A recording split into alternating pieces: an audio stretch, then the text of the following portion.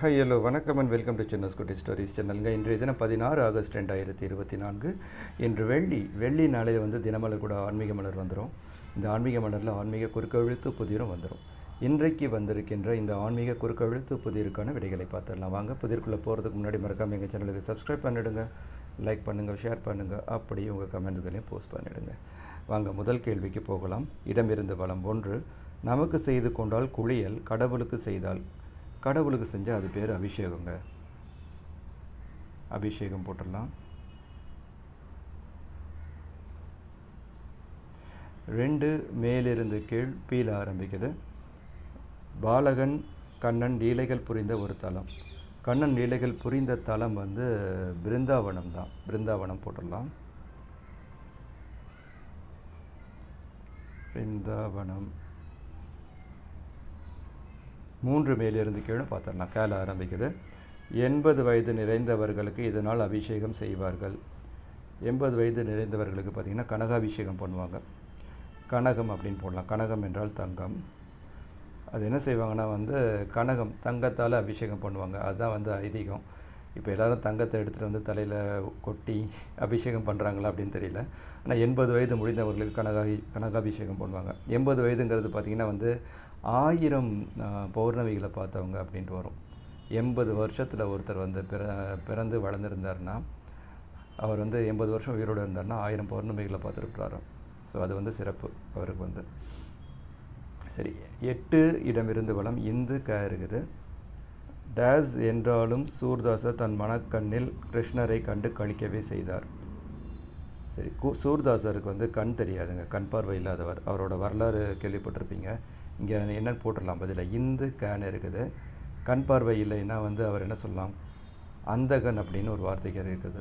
அந்தகன் என்ன, கண் பார்வை தெரியாதவன் அப்படின்னு அர்த்தம். அந்தகன். சூர்தாசர் கதையை கேள்விப்பட்டிருப்பீங்க. இவருக்கு வந்து சூர்தாசர் அப்படின்னு ஏன் பேர் இருந்துச்சுன்னா, ஸ்வரங்களின் தாசர் அப்படிங்கிறதுனால சூர்தாசர் அப்படின்னு கூப்பிட்டாங்கன்னா. இவருக்கு வந்து பிறப்பிலேயே கண்ணு தெரியாது. அதனால் என்னாச்சுன்னா வந்து வீட்டில் வந்து அவரோட சகோதரர்கள் ஆதரவு கிடையாது, அவங்க பெற்றவர்களே வந்து ஆதரிக்கலை அப்படின்னு கேள்வி. அவர் வந்து அதனால் வந்து சின்ன வயசுலேருந்தே கண்ணனை மட்டும் தான் நினச்சி பாடல்கள் பாடிட்டுருப்பாராம். ஒரு நாள் வந்து அவரோட வீட்டு திண்ணையில் உட்காந்துருக்காரு. அப்போ வந்து மதுராவுக்கு போகிறதுக்காக ஒரு பக்தி குழுவினர் அந்த வழியாக பாடிக்கிட்டே போகிறாங்க. இவர் வந்து நேராக நடந்து போய் அவங்க கூட சேர்ந்துட்டு அவங்க கூட சேர்ந்து பாடிக்கிட்டே போகிறாரு. அவங்கள இரவு வந்து ஒரு இடத்துல தங்குறாங்க, ரொம்ப தூரம் தள்ளி போய் அவங்க கூட தங்கிடுறாரு. மறுநாள் காலையில் பார்த்திங்கன்னா அவங்களாம் எழுந்து போயிடுறாங்க. இவர் மட்டும் தனியாக உட்காந்துட்ருக்காரு. கண் பார்வை இல்லாத ஒரு சிறுவன் அங்கே உட்காந்துட்ருக்காரு. வேறு வழியில் என்ன செய்யணும்னு தெரியல, ஒரு மரத்தடியில் உட்காந்துருக்கிறாரு. இவர் என்ன பண்ணுறாருன்னா உட்காந்துட்டு வந்து கிருஷ்ணரை பற்றி பாட ஆரம்பிக்கிறார் அங்கே அந்த இடத்துல. அப்போ அங்கே வந்து காலையில் அந்த மரத்து பக்கத்தில் வருகின்ற அந்த ஊர் பெண்கள் வந்து அவர் பாடலை கேட்டு வந்து பார்க்குறாங்க. பாடல் அவ்வளோ இனிமையாக இருக்குது. உடனே மொத்த ஊரும் வந்து அங்கே வந்து சுற்றி நின்றுது. அவர் பாட கேட்டுகிட்டே இருக்கிறாங்க. அவர் அங்கேயே தங்க சொல்லி கேட்டுட்டு அவருக்கு வேண்டிய வசதிகள்லாம் செஞ்சு தராங்க.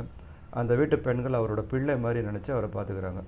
அவர் சொல்கிறார், எனக்கு ஒரு தாய் தகப்பன் இல்லைன்னு வந்தேன், இங்கே பார்த்திங்கன்னா அந்த ஊரில் ஏகப்பட்ட தாய்கள் எனக்கு இருக்கிறாங்க அப்படின்ட்டு அங்கேயே தங்குறாரு. தங்கி பாடல்கள் பாடிட்டு வர்றாரு அப்படின்ட்டு வரும். இவரை பற்றி இன்னொரு சிறப்பான விஷயம்னா வந்து இவர் 104, 105 வயது வரைக்கும் உயிரோடு இருந்தவர். கண்ணன் வந்து கோயிலில் அவருக்கு வந்து என்ன நிறத்தில் வந்து உடை அணிவிப்பாங்க அப்படிங்கிறது வந்து அவருக்கு வந்து மனக்கண்ணில் தெரியுமா, கண் பார்வை இல்லாதவருக்கு. என்ன பண்ணுவார்னா, அங்கே மதுராவில் கோயிலில் இவர் வந்து இங்கே இருப்பார், கண் பார்வை இல்லாதவர். அங்கே வந்து என்ன நிறத்தில் உடை அணிவிக்கப்படுகிறதோ அந்த நிறத்தை வச்சு பாட்டு பாடுவாராம். இந்த நிறத்தில் நீ உடை அணிந்திருக்கிறாய் அப்படின்ட்டு, ஆடை அணிந்திருக்கிறான்னு கண்ணனை பற்றி. அங்கே கோயிலில் இருக்கிற அர்ச்சகர்களுக்கு ஒரு நாள் வந்து சந்தேகம் வருது, இவருக்கு எப்படியா தெரியும்னு சொல்லிட்டு என்ன பண்ணுறாங்கன்னா, திரையை வச்சு கிருஷ்ணரை மூடிடுறாங்க. மூடிட்டு அவருக்கு வந்து வெறும் முத்துனால் மட்டும், முத்து மாலைகள் மட்டும் மேலே போட்டுடுறாங்க. போட்டு அவருக்கு உடை அணிவிக்கலை. முத்து மாலைகளையே உடம்பு பூரா வந்து மாட்டிட்டு இப்போ பாட்டு பாடு அப்படிங்கிறாங்க. இவர் இந்த பக்கத்தில் இருக்கார். அவர் பார்த்துருக்க வாய்ப்பே கிடையாது, வாய்ப்பே இல்லாதவர். அவர் சொல்கிறார், முத்து போல் உன் மேனி வந்து பளபளக்கிறது அப்படின்னு பாடுறாரு. அந்த அர்த்தத்தில் வரக்கூடிய பாடலை அவங்க அப்படி நேராக வந்து காலில் விழுந்து கும்பிட்றாங்க. உங்களுக்கு எப்படி தெரியும் அவர் வந்து முத்து தான் நாங்கள் அணிவிச்சிருக்கோம் அப்படின்னு. அவர் சொல்கிறார், நான் என் மனக்கண்ணில் தெரியுது, அவரை பார்க்க முடியாது, கண் பார்வை இல்லை, மனக்கண்ணில் கிருஷ்ணர் வந்து முத்து மாலை வந்து அணிஞ்சிருக்கிற மாதிரி தெரியுது அப்படிங்கிறாராம். சரி, அதுதான் அவருடைய கதை, சூர்தாசரோட கதை. 11 பார்க்கலாம். இடமிருந்து வளம். இருக்குது நடுவில். முருகனின் கொடியில் உள்ள பறவை. இது சேவல், எல்லாருக்குமே தெரியும். 15 இடமிருந்து வளம். இருக்குது. விபீஷணனை ராவணனும் விதுரரை துரியோதனனும் இப்படி ஏசி இருக்க வாய்ப்பு உண்டு. இது நம்ம கம்பர் ஒரு பாடலில் சொல்லியிருப்பார். விபீஷணனை வந்து ராவணன் வந்து கோடாரி காம்பு அப்படின்னு சொன்ன மாதிரி. கோடாரி காம்புனா வந்து கோடாரி வந்து மரத்தை வெட்டக்கூடியது, அதோட காம்பு இருக்குல்ல கைப்பிடி, அது வந்து மரத்திலே செஞ்சது. ஸோ மரத்தில் செய்யப்பட்டது மரத்தையே அழிக்க உதவுகிறது அப்படின்ட்டு பொருளில் வந்து சொல்லியிருப்பார். ஆனால் இங்கே பதில் அது கிடையாது. கோடாரி காம்பு இங்கே போட முடியாது. என்ன சொல்லியிருக்கலாம்னா வந்து 2 வார்த்தையை சொல்லணும், 5 எழுத்து 3 எழுத்து வார்த்தையாக. இம் இருக்குது, நம்பிக்கை துரோகி சொல்லியிருக்கலாம். நம்பிக்கை துரோகி சரியாக இருக்கும், அது போட்டுடலாம்.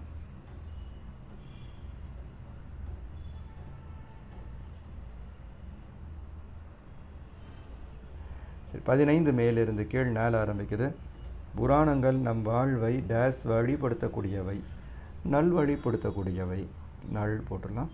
13 மேலிருந்து கீழ் இருக்குது. இவர் எழுதியது சிறிய புராணம் அல்ல. சிறிய புராணம் இல்லைன்னா பெரிய புராணம். பெரிய புராணத்தை எழுதியவர் சேக்கிழார்.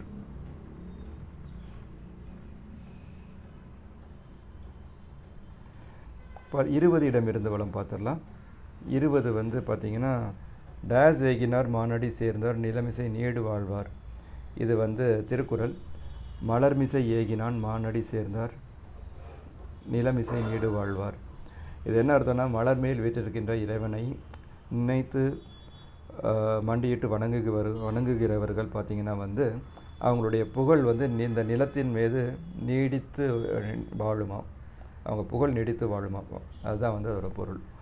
17 மேலிருந்து கீழ் மேலே முடியுது. 5 எழுத்து மந்திரத்தின் முதல் 2 எழுத்துக்கள். முதல் 2 எழுத்துக்கள் வந்து மே இருக்குது.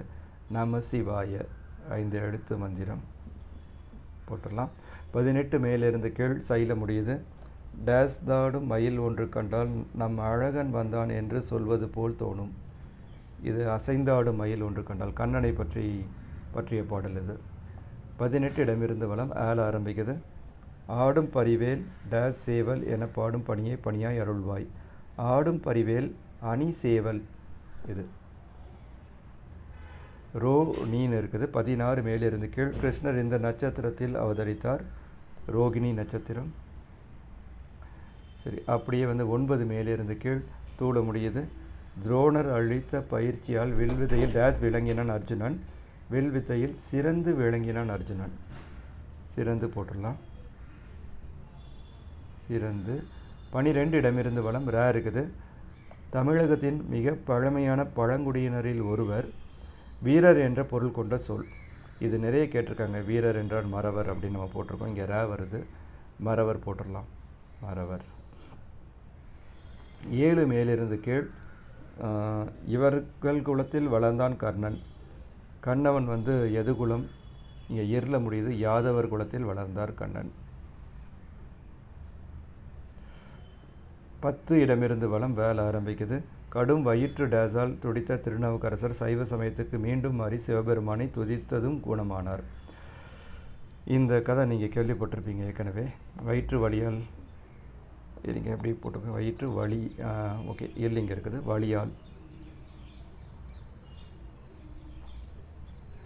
சரி, அப்புறம் ஒரு 5 ஒரு பெரிய வார்த்தை கொடுத்துருக்காங்க. என்னென்னு பார்க்கலாமா? அது யாருக்குது? தேவார பாடல்களில் எஞ்சியவற்றை 11 திருமுறைகளாக தொகுத்தவர். சரி, இவர் கதை வந்து கேள்விப்பட்டிருப்பீங்க.